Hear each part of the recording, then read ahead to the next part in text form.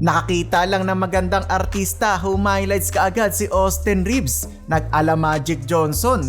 Wala daw dribbling skill si LeBron James, ito iwan ng bantay sa ginawa niyang crossover. May pinakain pa ng bola si LBJ. Leading MVP na si AD pa talaga ang sinabayan, ayun na poster dunk. Tuloy ang pakitang gilas ni D'Lo kay Coach Redick. Sasabak na naman sa panibagong laban ng Los Angeles Lakers kontra Toronto Raptors. Same starting lineup para sa Lakers, off the bench muna etong si D'Lo, pinalitan muna siya ni Cam Reddish. Undefeated pa si Coach Redick sa home game ng Lakers.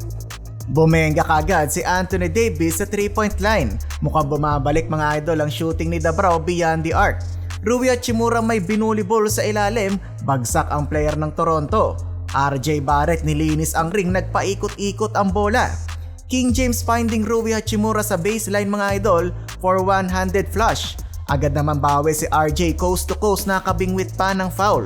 Meron pang tinuro sa audience. Maganda ang palitan ng basket mga idol, back and forth ang Lakers at Raptors. Grabe naman ang ginawa na to na AR-15, paubos na ang oras, sidestep 3, bumangshot ang kanyang tres.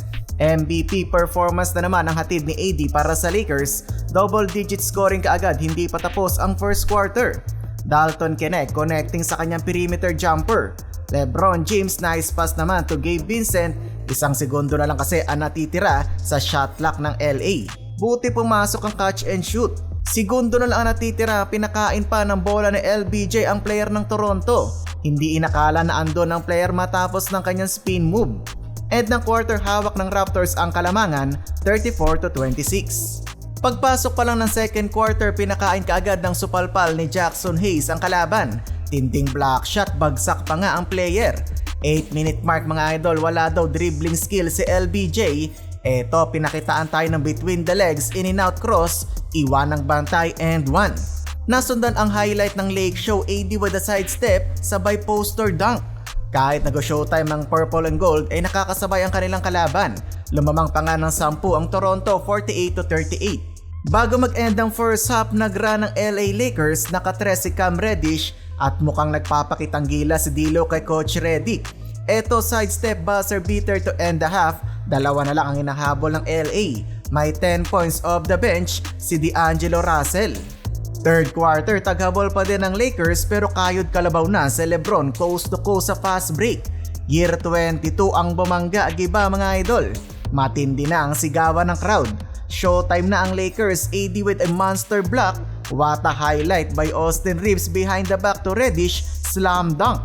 AD with another block, yun nga lang natamaan na naman ang mata ni AD na dati niya nang iniinda mga idol. 15-4 run, nakuha na din sa wakas ng Lakers ang kalamangan mula sa 3-point shot ni DK. Ganda ng hanap doon ni LBJ.